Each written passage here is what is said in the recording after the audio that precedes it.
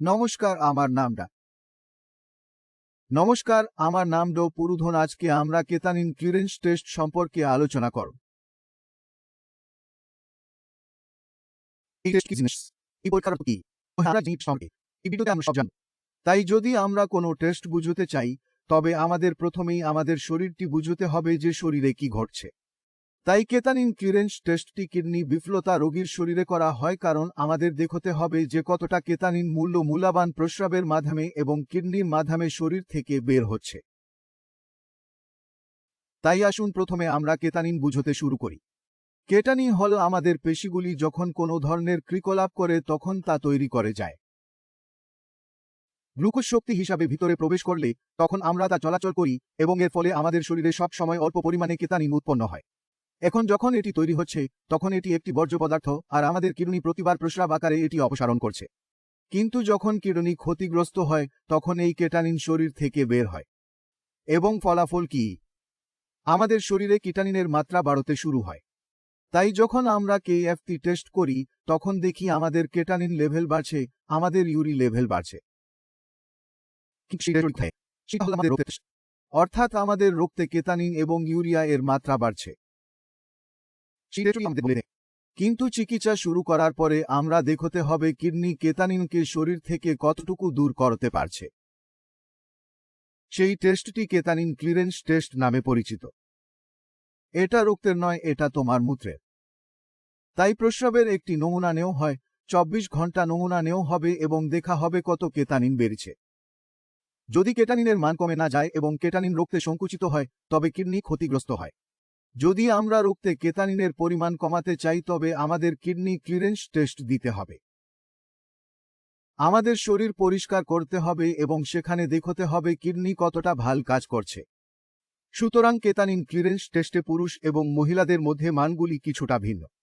পুরুষদের ক্ষেত্রে এর মান 98 থেকে 137, মহিলাদের ক্ষেত্রে এটি প্রতি মিলিলিটারে 88 থেকে 128 মিলিগ্রাম। সেই ক্লিয়ারেন্স আমাদের স্বাভাবিক মানের মধ্যে রয়েছে।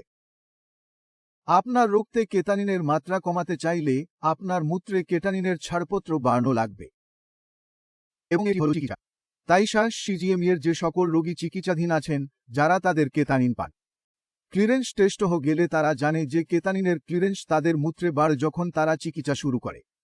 তাই আপনাকে যে বিষয়টির দিকে লক্ষ্য দিতে হবে তা হল আপনার রক্ত রিপোর্টে কেতানিনের মান কমে যাওয়া উচিত এবং আপনার প্রস্রাবে কেতানিন ক্লিয়ারেন্সের মান বাড়াতে হবে। যদি প্রস্রাবে কেটানিনের ক্লিয়ারেন্স বাড়ে তবে আপনার রক্তে জমা থাকা কেটানিন বেরিয়ে আসবে এবং এটি সেরা চিকিৎসা। এই জন্য আমাদের কিডনি সম্পর্কে কাজ করতে হবে। কিডনি কেন নষ্ট হচ্ছে তা বুঝতে খুবই গুরুত্বপূর্ণ এবং সেটি কি কারণে হচ্ছে তা জানা খুবই জরুরি। কিডনি রোগীদের মধ্যে 80 মানুষের বিপি বা ডায়াবেটিস রয়েছে। বিপি এবং ডায়াবেটিস দুটি রোগ যা সহজে নিয়ন্ত্রণ করা যায়।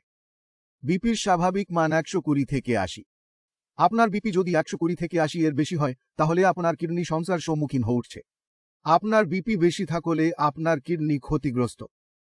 আপনার কেউ যদি ডায়াবেটিস হয় তবে যদি আপনার গ্লুকোজ মাত্রা বেশি হয় 200, 250, 300, 350, 400 হয় তবে আপনার কিডনি সবসময় ক্ষতিগ্রস্ত হবে। ফলে কিডনির কার্যক্ষমতা কমতে থাকবে। কিডনির কাজ হল কেতানিন দূর করা এবং তা কমে যাচ্ছে এবং রক্ত অম্লযুক্ত হয়ে যাচ্ছে। উভয় অবস্থায় আপনি কি প্রথমে করেন? যে কোনো দামেই বিপি এবং ডায়াবেটিস নিয়ন্ত্রণে নিন। বিপি এবং ডায়াবেটিস নিয়ন্ত্রণে এসে থাকলে কিডনির ক্ষতি বন্ধ হয়ে যায়। কিডনি কোনো নতুন ক্ষতি না হলেই আপনি আশা করতে পারেন যে আপনার কিডনি তার কার্যকারিতা পুনরুদ্ধার করবে। কিডনি সেরে উঠবে, কিডনি তার কার্যক্ষমতা বাড়াবে। সঠিক উপায়ে কিডনির ওপর কাজ করে এবং কিডনির জন্য ক্ষতি নিয়ন্ত্রণে নেও তখন কেটানিন স্তর স্বয়ংক্রিয়ভাবে কমতে শুরু করে। কিডনির কার্যক্ষমতা বাড়তে শুরু করে এবং এটি সিকেডি রোগীদের চিকিৎসা। রক্তে কেটানিনের মাত্রা কমাতে হলে মূত্রে কেটানিনের মাত্রা বাড়ানো লাগবে। এই অবস্থায় শরীর থেকে বর্জ্য পদার্থ বের হবে এবং আপনার শরীরের অবস্থা এবং লক্ষণগুলি সহজেই দূর হবে। আশা করি আপনারা এই ভিডিও থেকে অনেক কিছু শিখতে পেরেছেন। যদি কোন প্রশ্ন থাকে তবে জিজ্ঞাসা করতে পারেন। আমিও উপলব্ধ, আমি জয় করতে পারি। এই বলে আমি আপনার বিদায় নিতে চাই। পরবর্তী ভিডিওতে দেখা হবে। ততক্ষণ নমস্কার। দেখার জন্য ধন্যবাদ।